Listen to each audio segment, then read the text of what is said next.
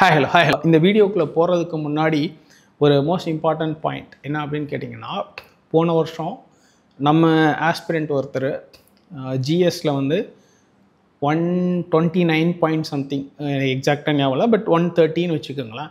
130 ஜிஎஸ்சில் cut off எடுத்துட்டார். சிசாட்டில் 65.63.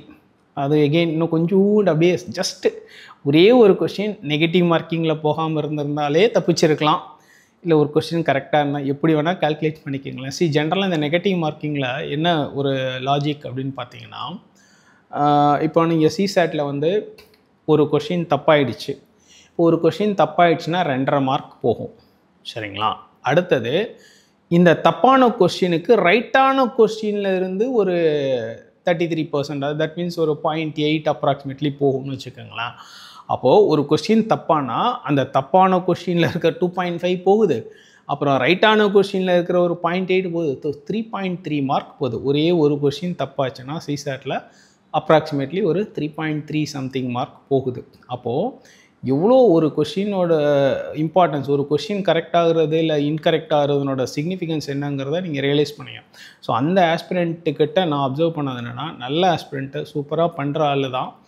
அவர் பாவம் என்ன பண்ணுறது, அவரோட சூழ்நிலை ஏதோ ஒரு கொஸ்டின் எங்கேயோ மாட்டிக்கிட்டார்.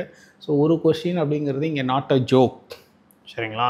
ஒரு கொஸ்டின்னால இப்போ அவருக்கு என்னென்னா கிட்டத்தட்ட 3 வருஷம் போகுது. என்னென்னா போன அட்டெம்ப்ட்டுக்கு ஒரு 1.5 வருஷம் படித்தாருன்னு வச்சுக்கோங்க. இந்த அட்டெம்ப்ட்லேருந்து இப்போ கொடுக்குறதுக்கு ஒரு 1.5 வருஷம் ஆக போகுது.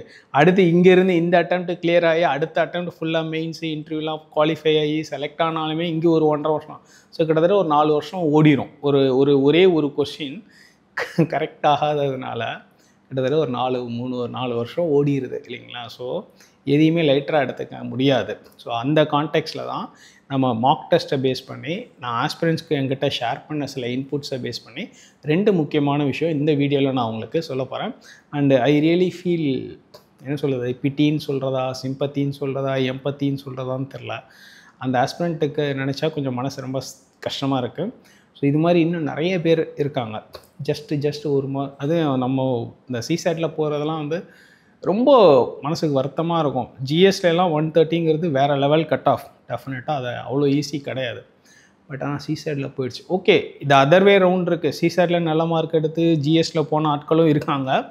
பட் ஜென்ரலாக இந்த சிவில் சர்வீசஸ் எக்ஸாமில் சிசாட்டில் ஒரு கொஷினில் போகிறதுங்கிறலாம் வந்து கொஞ்சம் பயங்கரமான ஒரு பயங்கரமான ஒரு பெயின்ஃபுல்லான ஒரு மொமெண்ட், ரைட்? இந்த மாதிரி ஒரு மொமெண்ட் நாளைக்கு உங்களுக்கும் நடக்காமல் இருக்கணும்னா நான் இந்த வீடியோவில் சொல்ல 2 விஷயத்த லிசன் பண்ணுங்கள், அதை ஃபாலோ பண்ணுங்கள்.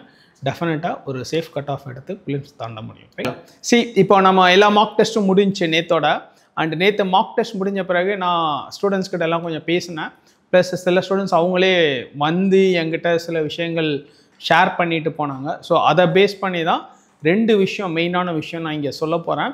அண்ட் இந்த 2 விஷயம் நான் ஸ்ட்ராட்டஜின்னு சொல்ல மாட்டேன், பட் இந்த 2 விஷயத்தை நீங்கள் கரெக்டாக ஃபாலோ பண்ணிங்கன்னா டெஃபினட்டாக அந்த ப்ரிலிம்ஸில் மினிமம் கட் ஆஃப் எடுத்தாவது கிளியர் பண்ணுறதுக்கு உங்களுக்கு கரெக்டாக இருக்கும். இந்த 2 விஷயங்களை நீங்கள் அப்சர்வ் பண்ணி ஃபாலோ பண்ணணும், சரிங்களா? ஃபைன். ஃபஸ்ட்டு திங் என்ன அப்படின்னு கேட்டிங்கன்னா, நேற்று ஒரு பையன் வந்தான், ஈவினிங் வந்து என்கிட்ட பேசினான். அவன் வந்து மார்க் டெஸ்ட்லாம் முடிஞ்சிருச்சு. அதுக்கப்புறம் வந்துட்டு சார் எனக்கு போன 2 ஸ்கோரும் அவன்கிட்ட சொல்லிட்டோம், 2 ஸ்கோருமே ரொம்ப குறைஞ்சிருச்சு சார் அப்படின்னு சொல்லி ஃபீல் பண்ணான். தென் நான் அவன்கிட்ட பேசினேன், ஏன்பா என்னாச்சு, நீ நல்லா தானே படிப்ப, ஏன் இப்போ கொஞ்சம் கேப் ஆகுது, ஏன் ஸ்கோர் ரொம்ப குறைஞ்சிருச்சு அப்படின்னு சொல்லி சொன்னேன். அப்போ அவன் சொன்னான், இல்லை சார், ஆக்சுவலாக என் ஃப்ரெண்டு வந்து இன்னொரு இடத்துல செம ஸ்ட்ராட்டஜின்னு சொல்லி ஒரு ஸ்ட்ராட்டஜி கிளாஸ் கூப்பிட்டு போகிறேன்னு சொல்லி கூப்பிட்டு போனான் சார். ஒரு 1 மந்த்துக்கு மேலே அங்கே டெய்லி கிளாஸ் போகிறதுலே எனக்கு பாதி டைம் போயிடுச்சு சார்.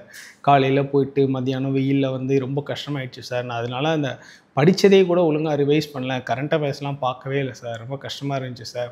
பேசாமல் நான் அந்த ஸ்ட்ராட்டஜி கிளாஸு செம ஸ்ட்ராட்டஜியெல்லாம் போகாமல் உட்காந்து படிச்சிருந்தாலும் அது நல்லா பண்ணியிருக்கலாம் போல இருக்குது அப்படின்னு சொல்லி கொஞ்சம் ஃபீல் பண்ணான். ஃபைன், நம்ம ஒன்றும் சொல்கிறதுக்கு இல்லை, ரைட்? ஏன்னா நான் எதுக்கு இந்த விஷயம் சொல்கிறேன்னா, நேற்று அந்த பையன் சொல்லும்போது எனக்கே ரொம்ப தர்ம சங்கடமாக இருந்தது. ஏன்னா அந்த பையன் நல்லா படிக்கிற பையன் வேறு. அதாவது இந்த ஜிஎஸ் பொறுத்தளவில், அதுவும் எக்ஸாம் நியரிங்கில் லாஸ்ட் ஒரு 2 months அந்த டைம்லலாம், 1 month அந்த டைம்லலாம் நீங்கள் எந்த ஸ்ட்ராட்டஜி கிளாஸ் போனாலும் அது ஒர்க் அவுட் ஆகாது. கண்டென்ட்டு தான் இங்கே உங்களுக்கு மெயின். நமக்கு ஸ்ட்ராட்டஜி அப்ளை பண்ணுறதுக்கே கண்டென்ட் வேணும். ஸோ கண்டென்ட் இருந்தால் ஸ்ட்ராட்டஜி கண்டுபிடிக்கிறது ஈஸி. இது எப்போவுமே எல்லோரும் ஒன்று புரிஞ்சுங்க, ஜென்ரல் ஸ்டடீஸில் எஸ்பெஷலி கண்டென்ட் இருந்தால் தான் ஸ்ட்ராட்டஜியே ஒர்க் ஆகும். அண்ட் கண்டென்ட் கரெக்டாக நமக்கு புரிஞ்சிருச்சு, கண்டென்ட் நல்லா தெரிஞ்சிருச்சு, கான்டெக்ட் நல்லா புரிஞ்சிருச்சு அப்படின்னா ஸ்ட்ராட்டஜி நம்மளே கண்டுபிடிச்சிடலாம். ஸோ இந்த சும்மா ஸ்ட்ராட்டஜின்னு லாஸ்ட் மினிட்ல ஓடுறதுங்கிறதே ரொம்ப ஒரு ஃபுலிஷான விஷயம் அப்படின்னு தான் நான் சொல்லுவேன். அண்ட் நேற்று அந்த பையன் பேசினப்போ எனக்கு அது ரொம்ப ஈஸியாகவே புரிஞ்சுது. ஸோ அப்போ அந்த பையன்கிட்ட நானே சொன்னேன், நீ என்னப்பா இவ்வளோ செம்ம ஸ்ட்ராட்டஜின்லாம் போனீங்களா, இப்போ அந்த ஸ்ட்ராட்டஜியெல்லாம் யூஸ் பண்ணி உன்னால் மார்க் டெஸ்ட்டில் நல்ல ஸ்கோர் எடுக்க முடியுதா பாத்தியா? இதுதான் நான் சொல்கிறேன். லாஸ்ட் மினிட்ல ஸ்ட்ராட்டஜியாக அதுன்னு அலையாதீங்க, படிங்க, படித்ததை நல்லா ரிவைஸ் பண்ணுங்கள், ரீட் ரிவைஸ் ப்ளஸ் டெஸ்ட் பேப்பர்ஸை ஹோம்ஒர்க் பண்ணுங்கள். இதுதான் மெயின். அண்டு ஜென்ரல் ஸ்டடீஸை பொறுத்தவரை திரும்பவும் சொல்கிறேன், கண்டென்ட் இருந்தால் தான் எந்த ஸ்ட்ராட்டஜியும் ஒர்க் ஆகும். கண்டென்ட் இல்லைனா ஸ்ட்ராட்டஜியே ஒர்க் ஆகாது. அண்ட் கண்டென்ட் இருந்தால் ஸ்ட்ராட்டஜி நீங்களே கண்டுபிடிச்சிடலாம், அதெல்லாம் ஒரு பெரிய விஷயமே இல்லை. ஸோ ஃபஸ்ட்டு வந்து கண்டென்ட்டை ஸ்ட்ரெங்தன் பண்ணுங்கள், அது ரொம்ப இம்பார்ட்டண்ட். அண்ட் நேற்று அந்த பையன்கிட்ட பேசினதில் எனக்கு கிடைச்ச ஒரு லேர்னிங் என்னென்னா, ஓகே நம்ம இதை நிறைய டைம் சொல்லியிருக்கோம், இன்றைக்கி இந்த பையனே லைவாக வந்து ஒரு எக்ஸ்பீரியன்ஸாக ஷேர் பண்ணும்போது இத்தனைக்கும் அந்த பையன் நல்லா படிக்கிற பையன் தான், பையனெல்லாம் குறை சொல்ல முடியாது. பட் அவன் ஏதோ ஒரு ஒரு பயம், சரி இந்த ஸ்ட்ராட்டஜி தெரிஞ்சால் நம்ம கிளியர் பண்ணலாம் அப்படின்ற ஒரு சின்ன நம்பிக்கையில் யாரோ ஒரு ஃப்ரெண்ட் எங்கேயோ போய் கூப்பிட்டு போயிருக்கான், ஏதோ கிளாஸுக்கு அப்படின்னு கூப்பிட்டு போயிருக்கான். சரி, கிளாஸ் போகிறது தப்பு அப்படின்னு நான் சொல்ல மாட்டேன். But the thing is, this is not the right time. இந்த லாஸ்ட் 1 month 2 monthலாம் நீங்கள் எந்த கிளாஸும் போக தேவையில்லை. இப்போ வந்து ரீட் ரிவைஸ் ரிப்பீட் இது 3 தான். இதை தவிர வேறு எதுவுமே பண்ணக்கூடாது, எஸ்பெஷலி லாஸ்ட் 2 months. லாஸ்ட் மினிட்ல நீங்கள் படிக்கணும். அண்டு ஜிஎஸ்ஸை பொறுத்தவரை கண்டென்ட் இருந்தால் மட்டும்தான் எந்த ஸ்ட்ராட்டஜியுமே ஒர்க் ஆகும், சரிங்களா? ஸோ ரீட் ரிவைஸ் ரிப்பீட் எப்படி வேணால் எடுத்துக்கோங்க, இது மட்டும்தான் ஒர்க் ஆகும். ஸோ இப்போ நீங்கள் பண்ண வேண்டியது கண்டென்ட் ஸ்ட்ரெங்தனிங், நம்மளோட டெஸ்ட் பேப்பர் ரிவிஷன், இதை மட்டும் பண்ணுங்கள். நான் அதை தான் அந்த பையனுக்கு சொன்னேன், சரி விடுப்பா, பாஸ்ட் இஸ் பாஸ்ட், போயிடுச்சு, ஒரு மாதம் மேலே போயிடுச்சு, விட்டுரு. இனிமேல் இருக்கிற டைமை கரெக்டாக கன்சால்டேட் பண்ணிக்கோ, டெஸ்ட் பேப்பரை ஹோம்ஒர்க் பண்ணு, படித்ததை ரிஃப்ரெஷ் பண்ணு, ரிவைஸ் பண்ணு, ரிப்பீட் பண்ணு, அவ்வளோதான். இந்த நேரத்தில் புதுசாக எதுவும் படிக்காதீங்க. புதுசாக இந்த 1 day கிளாஸு 2 day கிளாஸு இது போனாக்களை கிளியர் பண்ணிடலாம், இந்த ஸ்ட்ராட்டஜி அந்த ஸ்ட்ராட்டஜி இதெல்லாம் எதுவுமே பண்ணாதீங்க, ஜஸ்ட் படிங்க. உங்கள்கிட்ட கண்டென்ட் இருந்தால் மட்டும்தான் உங்களுக்கு எந்த ஸ்ட்ராட்டஜியும் ஒர்க் ஆகும். அண்டு கண்டென்ட் நல்லா இருந்துச்சுன்னா நீங்களே ஸ்ட்ராட்டஜி கண்டுபிடிச்சிக்கலாம், சரிங்களா? So this is one thing with respect to general studies. And CSAT, CSAT வந்து பசங்க எல்லாருமே பயங்கர சேலஞ்சாக ஃபீல் பண்ணாங்க. நம்ம கொஷின் பேப்பர் வந்து கஷ்டமாக இருக்குது, ஹேண்டில் பண்ண முடியலை, கம்ப்ளீட் பண்ண முடியலை, பேப்பரை மிஞ்சி போனால் ஒரு 30-32 கொஷின் மேலே தாண்டவே முடியலை, ஏன் சார் இவ்வளோ டஃப்பாக இருக்குது, பயமாக இருக்குது அப்படின்னு சொல்லி அது அடுத்த கைண்ட் ஆஃப் ஒரு ஒரியாக வந்து ஷேர் பண்ணாங்க ஆஸ்பிரண்ட்ஸு. நான் வந்து இந்த இடத்துல உங்களுக்கு சொல்ல போகிற ஒரு விஷயம் மெயினாக சிசேட்டில் என்ன அப்படின்னு கேட்டிங்கன்னா, சிசேட் அப்படிங்கிறது ஒரு வெரைட்டி என்டர்டெயின்மெண்ட் ப்ரோக்ராம் மாதிரி. நிறைய வெரைட்டி ஆஃப் கொஸ்டின்ஸ், நிறைய வெரைட்டிஸ், நிறைய நீங்கள் ப்ராக்டிஸ் பண்ணி எக்ஸ்போஸ் ஆனால் தான் எக்ஸாம் ஹாலில் போய் எந்த ப்ராப்ளம் எப்படி கொடுத்தாலும் இதை இப்படி அடிக்கலாம் அப்படி அடிக்கலாம்னு அது ஒரு மாதிரி லாட் ஆஃப் காம்பினேஷன் போய் வரும்.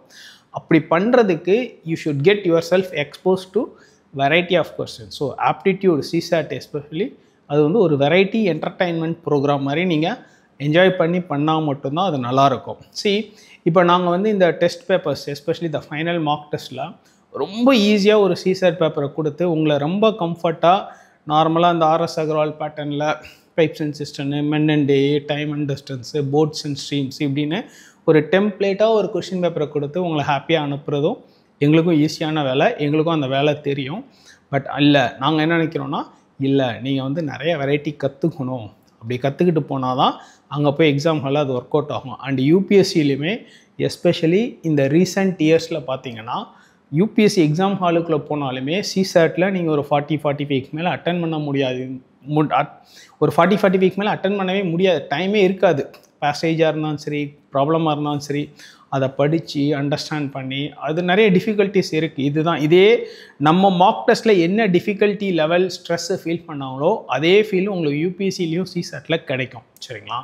ஸோ அதனால தான் அந்த மார்க் டெஸ்ட்டோட அந்த ஸ்டாண்டர்ட் வந்து சிசேட்டில் இன்னும் கொஞ்சம் ஹையர் எண்டில் நம்ம கொடுத்துருந்தோம். பட் ஆக்சுவலாக இன்னொரு விஷயம் என்ன அப்படின்னு கேட்டிங்கன்னா, நம்ம சிசேட்டில் பசங்க கொடுத்த இன்னொரு ஃபீட்பேக்னா, சார் எக்ஸாமில் எங்களுக்கு ஸ்ட்ரெஸ்ஸாக இருக்குது, ஹார்டாக இருக்குது, 35-40க்கு மேலே முடியலை, ஒத்துக்கிறோம்.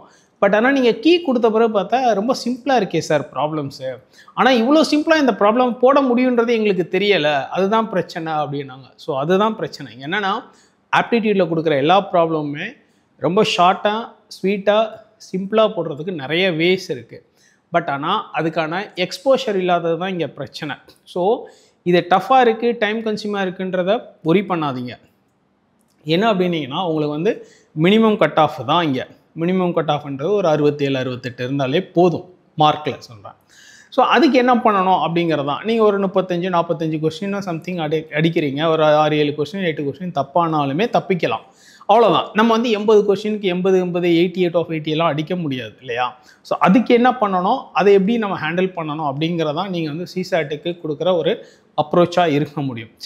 ஃபார் எக்ஸாம்பிள் நான் சும்மா ஒரு இல்லஸ்ட்ரேஷனுக்கு ஒரு எக்ஸாம்பிள் சொல்கிறேன். நம்ம சிசாட்டில் கேட்ட கொஸ்டின்ஸ் அது வந்து டஃப் ஹையர் எண்ட் அப்படின்னு சொன்னாலுமே ஆக்சுவலாக அது எல்லாமே ஈஸி தான். பட் ஒன்லி திங் இஸ் உங்களுக்கு அந்த எக்ஸ்போஷர், அந்த வெரைட்டி தெரிஞ்சிருக்கணும், அவ்வளோதான். நான் ஒரு கொஸ்டின் உங்களுக்கு சொல்கிறேன், சால்வ் பண்ணிக்கிறேன், ரொம்ப ஈஸி. ஆனால் இது நிறைய பேர் டஃப்னு சொன்னாங்க. சார் என்ன சார் இவ்வளோ ஹெவியாக கேட்டீங்க அப்படின்லாம் கேட்டாங்க. ஸோ நான் உங்களுக்கு ஒரு கொஸ்டின் சொல்கிறேன் பாருங்கள். இது நம்ம ஃபைனல் மார்க் டெஸ்ட் 3ல் கேட்ட question. Question number 16. The number of sides in a regular polygon is s times the number of diagonals in it. What is the interior angle of this polygon in terms of s? சரிங்களா? Options வந்து A 180 into s plus 2 divided by 3s plus 2, B 540 into s plus 2 divided by 3s plus 2, C 360 into s plus 2 divided by 3s plus 2, D 90 into s plus 2 divided by 3s plus 2. See, இப்போ இந்த problem வந்து பார்த்தீங்கன்னா ரொம்ப கிளம்ஸியாக ரொம்ப பயங்கரமாக இருக்குது. ஐயோ அப்படிங்கிற மாதிரி ஆகிடுது. இது பசங்களே இதே தான் சொன்னாங்க. சரிங்களா? ஆக்சுவலாக இதுக்கு 2-3 வேஸ் ஆஃப் சால்விங் இருக்குது. இப்போ நீங்கள் வந்து ஜென்ரலாக பெர்முடேஷன் காம்பினேஷனில் போட்டிங்கன்னா number of diagonals in a பாலிகன்றது NC2 - n அப்படின்னு சொல்லுவோம். ஆக்சுவலாக இது ஃபார்முலா கிடையாது, பட் ஆக்சுவலாக அது அப்படி தான். என்னென்னா எந்த 2 பாயிண்ட்டை ஜாயின் பண்ணாலும் ஒரு லைன் வரும். அப்படிங்கிறப்போ ஒரு 5 சைடட் ஃபிகர் 4 சைடட் ஃபிகர் அப்படின்னா எந்த 2 பாயிண்ட்டை ஜாயின் பண்ணாலும் அது லைனு. அப்போ இத்தனை பாயிண்ட்ஸ் இத்தனை இதை ஜாயின் பண்ணால் எத்தனை லைன்ஸ் வரும், அதில் வந்து இதெல்லாம் சைட்ஸ் ஆஃப் த பாலிகனா எது வந்து டயகனல் அப்படிங்கிறதான் அப்ரோச். இது ஒரு வகையான அப்ரோச். பட் இந்த அப்ரோச்சில் போனீங்கன்னா லெங்க்த்தியாக இருக்கும், டைம் கன்சியூமிங்காக இருக்கும். சரிங்களா? பட் ஆனால் அப்படியும் போடலாம். பட் ஆனால் இதே ப்ராப்ளத்தை நான் கொஞ்சம் வேறு மாதிரி ஈஸியாக சொல்கிறேன் பாருங்கள். இப்போ பாலிகன் அப்படின்னு இருக்கு, எத்தனை சைடுன்னு தெரில, ரெகுலர் பாலிகன் அப்படின்னு இருக்கு. இப்போ நம்ம வந்து என்னென்னா ஒரு 4 சைடட் ஃபிகர்னு எடுத்துப்போம். 4 சைடட் ஃபிகர்னால் அது வந்து ஒரு ஸ்கொயராகவோ இல்லை ஒரு ரெக்டாங்கிளாவோ இருக்கும். சரிங்களா? ஜென்ரலாக ஒரு ஸ்கொயரோ இல்லை ஒரு ரெக்டாங்கிளோ எடுத்துக்கிட்டிங்கன்னா அதில் வந்து 2 டயகனல் இருக்கும், 4 சைடு இருக்கும். அப்போ 2 டயகனல் 4 சைடு அப்படின்னா 2 டைம்ஸ் ஆஃப் த டயகனல்ஸ், அதாவது 2 into 2, தட் இஸ் 2 டயகனல் 2, அது கூட 2 மல்டிப்ளை பண்ணால் 4 வரும், தட் இஸ் 4 சைடட் ஃபிகர். அப்போது இங்கே எஸ் அப்படிங்கிறது 2, நம்பர் ஆஃப் டயகனல்ஸ் வந்து 2. இப்போது இங்கே பாருங்கள், அந்த கொடுத்துருக்க ABCD ஆப்ஷனில் நான் என்ன பண்ணுறேன்னா எஸ் இஸ் ஈக்குவல் டு 2ன்னு சப்ஸ்டிடியூட் பண்ணி பார்க்குறேன்.